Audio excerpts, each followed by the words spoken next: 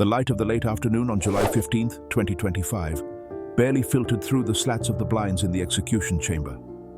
A sepulchral silence, dense and charged with an almost palpable sense of anticipation, hung over death row in Florida. It wasn't the silence of peace, but of imminence, of the final seconds before an irreversible outcome. The hands of the clock moved inexorably towards 6 p.m., and with each passing second, the atmosphere became more oppressive, more electric. In the center of that forced stillness, lying on the execution gurney, was Michael Bernard Bell. His hands, strapped down with restraints that seemed insignificant in the face of the moment's gravity, rested on his chest. His gaze, unfocused, drifted toward an undefined point on the ceiling, as if his eyes were searching for an answer, or perhaps for an absence in the void. There was no final message, no word of remorse, not even a breath of hatred or a glimpse of redemption, only the held breath of those watching him and his own unbreakable silence. Michael Bell simply waited. He waited for the end of a story that had begun long before that needle found its way into his skin, ending a life that, for over 3 decades, had been marked by an indelible trail of blood, trials, and a deep, multifaceted pain. But to unravel why Michael Bernard Bell ended up on that gurney, why his life culminated in that absolute silence, it is imperative to go back to the beginning, to the genesis of a story that, beyond the cold judicial chronicle, is a complex web of vengeance, of mistakes paid for with innocent lives, and of a violence that was born and replicated in an unrelenting cycle. What forces led him down that path? The answer is not simple, and it forces us to examine every detail of a past that refuses to be forgotten.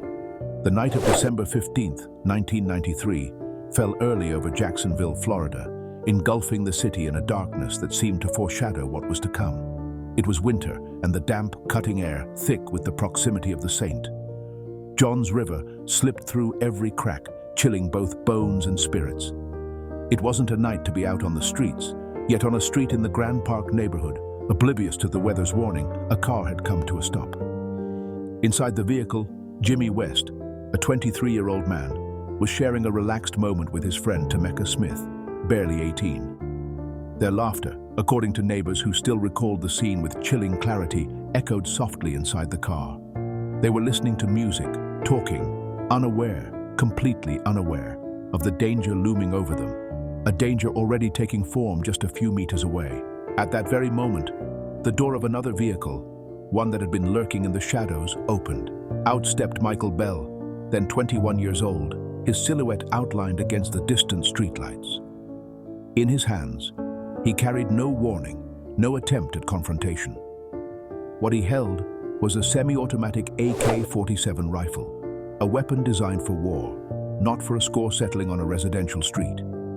He wasn't alone. 2 more men accompanied him, silent shadows in a deadly choreography. There were no shouts, no warnings, only the deafening roar of gunfire breaking the night stillness.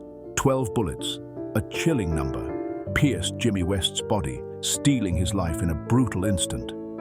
4 more found Tameka Smith, silencing her laughter and her future. A third passenger, whose identity was never made public, had the fortune or the agility to escape unscathed, running for his life as the scene turned into a slaughterhouse. But the massacre didn't end there. With disturbing coldness, Bell turned the weapon. His fury, far from subsiding, redirected itself. He began firing indiscriminately into a nearby crowd, scattering people who, seconds earlier, were living their everyday lives. Then, the horror escalated a notch further. His bullets were aimed at a nearby house, a home where, as would later be discovered with a pang of horror, children were hiding under a table, terrified by the echoes of violence resonating through the walls of their own refuge. The brutality of his actions wasn't random. It wasn't the act of a madman striking blindly. It was, to him, personal. The tragic part, what makes this event an indelible scar in Florida's criminal history, is that his fury, his vengeance, was also mistaken. According to the exhaustive investigation that followed the massacre, Jimmy West was not the man Michael Bell was looking for. The key to this fatal mistake lay in a seemingly insignificant detail with devastating consequences. The car Jimmy West was driving that night had been purchased only recently. Previously, it had belonged to someone whom Michael Bell believed to be connected to the murder of his own brother, Lamar Bell, who had died tragically months earlier. Lamar's murder, a devastating blow to the Bell family, was never conclusively solved by the authorities. But Michael, trapped in his pain and thirst for revenge, was absolutely convinced. That certainty, that unwavering belief in his own version of justice, led him to make a fatal decision. He decided to take justice into his own hands. A justice that, in his twisted logic, had to be as brutal as the pain he felt. That decision, that blind pursuit of retribution, claimed 2 innocent lives. And at the same time, it sealed the fate of Michael Bernard Bell himself, condemning him to a path of no return that would culminate decades later on a gurney under the cold light of an execution chamber. The inevitable question is, how did a man reach that point of no return? The answer lies in a chain of events and circumstances woven into his past. At first glance, the story of Michael Bernard Bell may seem like the simple chronicle of a ruthless criminal, a cold soul incapable of empathy. However, beneath that static and one-dimensional image lies a complex network of fractures, familial, communal, and social fractures that, when examined, reveal a much more nuanced, though no less grim, picture. To ignore these deep cracks would be to overlook the forces that shaped a man capable of such violence. Although much of his early life is not publicly documented with the level of detail one would need to fully understand his psyche, the information that is available, fragmented as it may be, allows us to glimpse a formative environment indelibly marked by violence, loss, and the absence of support structures. Michael was born in the late 1960s in Jacksonville, Florida, a city that, like many others in the southern United States, experienced its own social and economic complexities. He grew up in a high-crime area, where endemic poverty blended with the omnipresence of gangs and drug trafficking, creating an everyday landscape of hopelessness and danger. This environment wasn't the exception. It was the norm for many youths of his generation. From a surprisingly early age, Michael Bell's name began to appear in police records. At first, not for serious crimes that would foreshadow the horrors to come, but for what are often considered minor infractions. School fights that escalated quickly, petty theft, street altercations that reflected an inability to resolve conflicts without resorting to force. But the pattern of confrontation, of violence as the first response, quickly escalated with alarming progression. What many people didn't know, or what is often omitted in superficial narratives, is that Michael Bell already carried a bloody history long before the fatal shooting of Jimmy West and Tameka Smith. He had been convicted of 3 prior murders, a fact that placed him firmly in the category of a repeat serial killer, a crucial detail that was presented during his trial as a heavy aggravating factor. One of these crimes included the murder of his own mother and her boyfriend, an act of parricide that shook the very foundations of ordinary comprehension. The other incident involved the life of a woman and her young child in 1989, a tragedy that would resonate with particular horror in the courtroom. These crimes, prior to 1993, already outlined a chilling pattern. Direct violence, carried out with an apparent absence of visible remorse and, in many cases, driven by an intensely disturbed emotional motivation. The prosecution astutely used these past crimes to build the image of a man intrinsically violent, dangerous, and prone to reoffend. It was irrefutable proof of a behavioral pattern. The defense, for its part, found itself in an almost impossible position. Despite their efforts, they never managed to present a full clinical diagnosis of his mental state or a detailed history of trauma that could offer a context, though not a justification, for his behavior. Was there any explanation behind this chain of brutality? The murder of his brother, Lamar Bell, in July 1993 was the definitive breaking point. Lamar had been, according to the few available records, a close figure for Michael, a kind of anchor in his tumultuous life. According to court documents that emerged during Michael's trial, Lamar was gunned down in what was presumed to be a drug-related score settling, likely connected to the dangerous world they both navigated. Lamar's case, like so many others in those neighborhoods, was never fully resolved by law enforcement. But for Michael, the lack of an official resolution didn't mean impunity. he seemed to become trapped in a devastating spiral of pain, rage, and an uncontrollable thirst for vengeance. 5 months after his brother's death, that spiral of pain and thirst for revenge culminated. Michael Bell was pointing an AK-47, not at the direct perpetrators of Lamar's death, but at innocent people caught in a case of mistaken identity. He, his mind clouded by fury, was convinced he was carrying out justice. A savage, uncontrolled justice that would destroy more lives and, ultimately, lead him straight to his own quiet end. This cycle of violence, of unprocessed pain and self-imposed justice would become the driving thread of his trial. The arrest of Michael B. Bell, weeks after the December 1993 shooting, marked the beginning of a new chapter in the saga of violence that surrounded him. During his interrogation, Bell denied having acted with premeditation, a defensive strategy that many criminals attempt to use in order to avoid the most serious charge. He claimed self-defense, a line of argument that, in his case, quickly collapsed. The vast evidence collected at the crime scene and the multiple testimonies from eyewitnesses offered no support, leaving his claim as a hollow echo in the interrogation room. Could there be any way to justify the hell he unleashed that night? Michael Bell's trial began in March 1995, a year and a half after the crimes. The state of Florida's prosecution, fully aware of the brutality of the act and the accused's background, presented a meticulous and devastating chronology of the events. Every detail was laid out with surgical precision. The use of an automatic weapon like the AK-47, the chilling number of shots fired, the evident danger posed to innocent third parties, and the crucial connection to Bell's previous crimes. The prosecutors left no room for doubt. They argued vehemently that Bell had not only murdered West and Smith, but had done so in a cold, calculated, and, most importantly, premeditated manner. Every bullet, every turn of the weapon, every action was presented as a deliberate act by a man seeking to inflict maximum harm.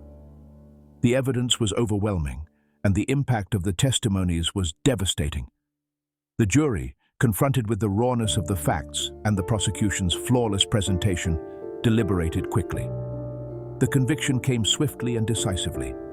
Michael Bernard Bell was found guilty of all charges, and the sentence handed down was the maximum allowed under Florida law, the death penalty. 2 years later, the Florida Supreme Court upheld the conviction on July 17, 1997, reinforcing the lower court's decision with a list of aggravating factors that fully justified the capital punishment. These aggravators were not mere legal formalities. They were reflections of the brutality and premeditation that defined Bell's actions. Use of an automatic weapon, AK-47, a detail that emphasized Bell's ability to inflict mass harm and the deliberation behind his choice of weapon. It wasn't a gun for a minor altercation, it was a gun for a massacre. Danger to others present. The fact that Bell fired indiscriminately into a crowd and toward a house with children showed a total disregard for human life, extending the brutality beyond his initial targets. Coldness, calculation, and premeditation. Prosecutors successfully proved that the attack was not impulsive, but rather a planned action executed with a distorted logic of justice. Violent criminal history. His previous crimes, including the murder of his mother, her boyfriend, and a woman with her child, cemented the image of a man with a persistent pattern of extreme violence, demonstrating a constant danger to society. As the sole mitigating factor, the defense presented the argument of significant emotional disturbance, triggered by the recent and traumatic death of his brother, Lamar. It was an attempt to humanize Bell, to show that his fury, though misguided, had roots in deep personal pain.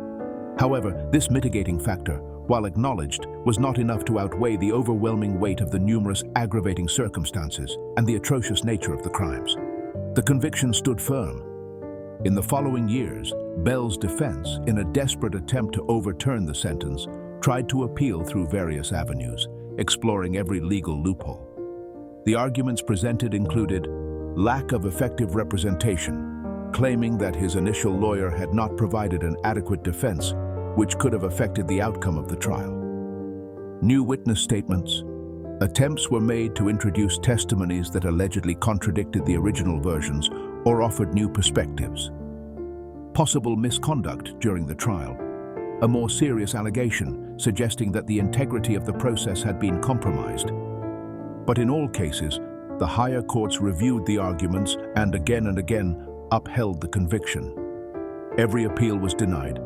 Every hope for a new trial faded. The legal system, slow but relentless, moved toward the final outcome. In a last and desperate twist, in June 2025, just weeks before the scheduled execution date, the final appeal was denied.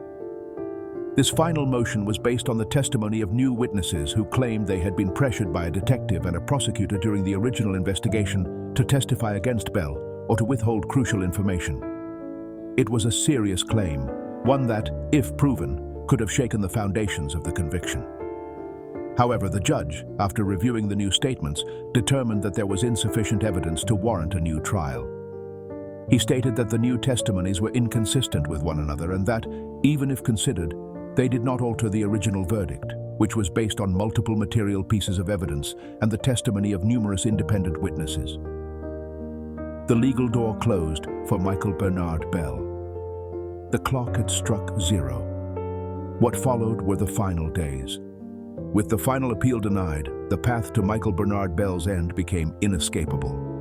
On July 15, 2025, after spending more than 30 years confined in Florida State Prison, a bleak and remote institution located near the city of Stark, Michael Bell's sentence was finally carried out. The procedure, which follows a strictly defined protocol for lethal injection, began promptly at 6 p.m. under the watchful eyes of witnesses and officials.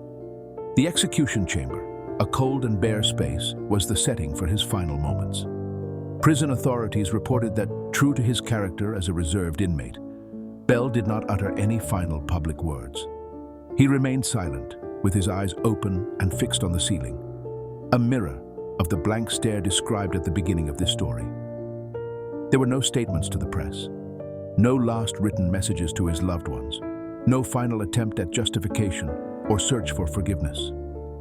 His silence, a constant throughout his criminal life, remained until the end, a kind of declaration in itself. What might have gone through his mind in those final moments, in that forced stillness? Before that silent culmination, Michael Bell was entitled to a last meal, a somber ritual granted to death row inmates in many U.S. jurisdictions. Prison sources and media confirmed the menu he chose, a selection many interpreted as a nostalgic culinary journey to his roots, or perhaps a final comfort. A beef steak, a substantial main course, perhaps an inaccessible luxury for most of his incarceration. Macaroni and cheese, a comforting classic of American cuisine, often associated with childhood. Fried okra, a typical southern vegetable, evoking the homemade flavors of the Florida region where he grew up. Sweet potato, another southern staple, adding a touch of sweetness and familiarity.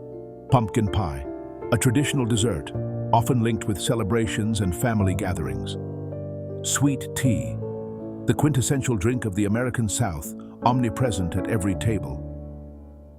This menu, so characteristic of the southern United States, was interpreted by some as a way for Michael Bell to cling, in his final moments, to the tastes and aromas of his childhood, to a perhaps simpler version of life before violence consumed him. It was a quiet farewell, lacking any poetic grandiosity, but filled with a familiar flavor, a final echo of normalcy at such an extraordinary end. Florida, as part of its protocol, allows a last meal not exceeding $40, as long as the food can be locally sourced. In this case, the regulation was strictly followed. Every bite, every sip of sweet tea was part of a ritual that, to observers, offered one last glimpse into the humanity of a man whose life had been defined by inhumanity. Could this choice of meal reveal something deeper about the man behind the monster?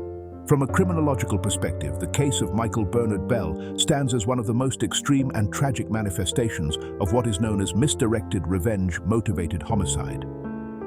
This type of crime, particularly disturbing in nature, occurs when the aggressor, overwhelmed by grief and a visceral need for justice, channels their most intense emotions toward the wrong targets. It is an act driven not by logic or evidence, but by a blind rage that distorts reality, leading to devastating consequences. The root of Bell's unrestrained violence was found in the loss of his brother, Lamar Bell, in a murder that, for Michael, never received a satisfactory judicial resolution.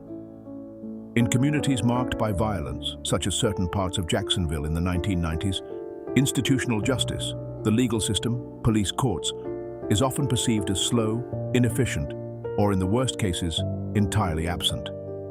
This lack of trust in formal justice structures creates a dangerous vacuum. In that vacuum, the figure of the vigilante, the individual who takes justice into their own hands, becomes a narrative not only attractive but often glorified in certain circles, despite the inherent risks it carries. Michael Bell, in his grief, appeared to embrace this dangerous ideology. In Michael Bell's specific case, the story takes an even more tragic and grotesque turn. Michael Bell got the wrong target. His impulse for revenge, which for him may have been justified by the magnitude of his pain and his perception of impunity, ended up claiming the lives of two completely innocent people.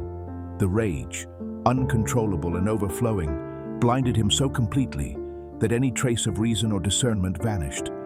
The crucial and at the same time ironic detail that led to this fatal mistake was that the car Jimmy West was driving had previously belonged to a suspect in Lamar's murder. That single fact, that vague connection, was enough for Bell to activate his spiral of violence. How could such a superficial detail be the spark of a double massacre? A criminal profiler, upon analyzing Bell's modus operandi and psychology, might have inferred deep disturbances.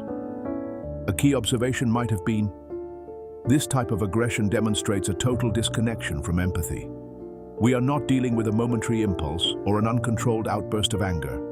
We are facing a planned action, meticulously executed, and triggered by a personal narrative of justice that completely distorts reality and justifies indiscriminate violence. This profile indicates a mind that not only lacks the ability to place itself in another's shoes, but also operates under a twisted belief system in which revenge is the only way to restore balance. The most disturbing aspect of Michael Bell's case is not just the crime itself, due to its brutality and number of victims, but what it reveals about the mind of the aggressor and the environment that shaped it. The choice of a weapon of war such as the AK-47 instead of a conventional firearm is indicative of an intent to inflict the greatest possible damage. The number of shots, excessive even for a deliberate murder, and the subsequent attack, not only on unarmed civilians in the street but also on a house inhabited by children, all suggest an emotional overflow so extreme that it can only be understood in the context of years of exposure to systemic violence and a deeply rooted sense of institutional abandonment. Michael Bell grew up in an environment where survival often depended on street law, where justice, if it existed, was forged by one's own hands. Added to this were his previous crimes, a record that branded him as a serial predator. Bell had already killed before, demonstrating a pattern of chronic violence. According to court records, a point the prosecution used with devastating effectiveness, he killed a woman and her son in 1989. Months later, he added his mother's boyfriend to his list of victims. In each of those cases, the exact circumstances are not fully clear in public records, but the pattern is undeniable and terrifying. A violent, extreme, and lethal response to emotional or interpersonal conflicts.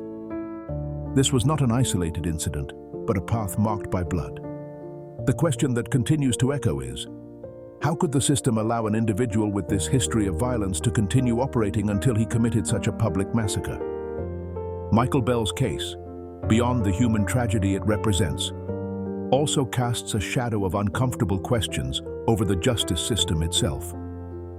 During the final stages of his prolonged appeal process, when time was running out and the execution was imminent, several people, including new witnesses, came forward with serious allegations.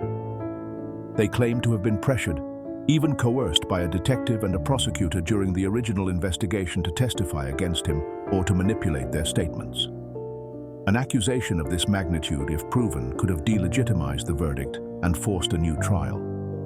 In June 2025, this explosive information was presented before a court in Duval County, the jurisdiction where the crimes were committed. Bell's defense, clinging to this last opportunity, requested a thorough review of the case, arguing that the integrity of the original judicial process had been compromised. However, the judge, after carefully analyzing the new testimonies and contrasting them with the vast body of existing evidence, rejected the request. His determination was that the new evidence was not sufficient to reopen the trial. He stated that the new testimonies were inconsistent with each other and, crucially, that they did not alter the strength of the original verdict, which was based on multiple physical and ballistic proofs, as well as the testimony of numerous independent and credible witnesses who confirmed Bell's involvement in the massacre. The system in this case stood firm in its decision despite the allegations of manipulation. Was this a sign of justice or of institutional blindness to potential errors? This refusal to reopen the case was, in fact, the last significant legal instance before Michael Bell's execution. All avenues were exhausted, all doors closed. Michael Bell's case, and in particular the last-minute allegations, forcefully reopened the debate about the death penalty in Florida, a state that consistently ranks among those with the highest number of executions in the United States. Abolitionist activists, always watchful for any sign of system failure, argued that even if Bell's guilt was indisputable, as few doubted at that point, the existence of undue pressure and the possibility of ineffective early legal defense could have affected the outcome. They argued that a system that allows such failures should not have the power to take a life, regardless of the crime's atrocity. For them, the risk of executing someone after a flawed trial, no matter how minimal that flaw, is unacceptable. On the other hand, and with considerable emotional weight, the victims' families argued that justice had taken too long. 30 years of appeals, of reliving the horror at every hearing, of watching the murderer of their loved ones remain alive while they dealt with endless pain. They waited more than 3 decades for the sentence to be carried out, a wait that for many was a prolongation of their own suffering. The frustration was palpable. For them, Bell's execution was not vengeance, but the closure of a painful chapter and the fulfillment of a long-promised justice. The duality of these perspectives underscores the ethical and moral complexity that surrounds capital punishment. In the execution chamber, under the cold glare of artificial lights, Michael Bernard Bell did not scream. He did not defend himself in those final moments. He did not break down. And crucially, he did not ask for forgiveness. His end was as enigmatic and grim as much of his life, culminating in the same silence he had offered his victims on that winter night in 1993. During the years he spent in prison, correctional officers who guarded him consistently described him as a reserved inmate, a man of few words who kept to himself. He did not start riots, did not seek confrontations within the prison walls.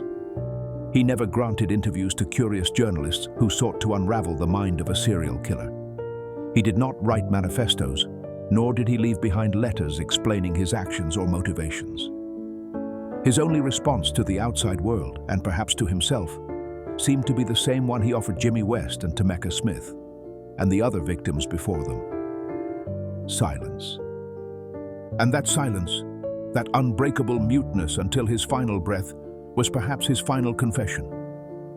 A confession not of explicit guilt or remorse, but of a deeper and more disturbing truth, that of a man who had become completely disconnected from society and perhaps from his own humanity. A silence that screams the absence of empathy, the inability to communicate beyond violence, and a final acceptance of his fate. Bell's execution in July 2025 was the 8th in Florida that year, just another statistic in the long and controversial list of death row inmates in the United States. But unlike other high-profile cases, this one did not generate massive media scandals, nor large last-minute campaigns to stop it. There was no frenzy of attention. It only left behind a trail of persistent and piercing questions. Questions that transcend the individual case of Michael Bell to touch deeper chords in society. What drives a man to kill in cold blood, and to repeat that horrific act more than once? Is it genetics, environment, trauma, choice? Is there a point of no return in the human psyche? Where does violence begin? Is it born in childhood, in the earliest wounds? Is it bred in the streets, in the brutality of a system that pushes people to desperation? Or in the abandonment by the state, in the lack of opportunities and protection that leads individuals to take justice into their own hands? And what does society do with these men, with those individuals who have crossed the line into inhumanity? Does it lock them away, hoping punishment is enough? Does it try to reform them, investing in rehabilitation even when the damage seems irreversible? Or does it execute them as a last resort, as a form of ultimate justice and protection for the rest of society. Florida, in the case of Michael Bernard Bell, answered with a needle. A final solution, a period at the end of a decades-long story. But the story, in a broader sense, remains open. It continues to echo in every neighborhood where violence is faster and more accessible than justice. It stays alive in every case where victims' pain finds no voice or comfort. And it manifests in every family that waits, hearts clenched in fear, for the next gunshot, the next act of violence that continues the cycle.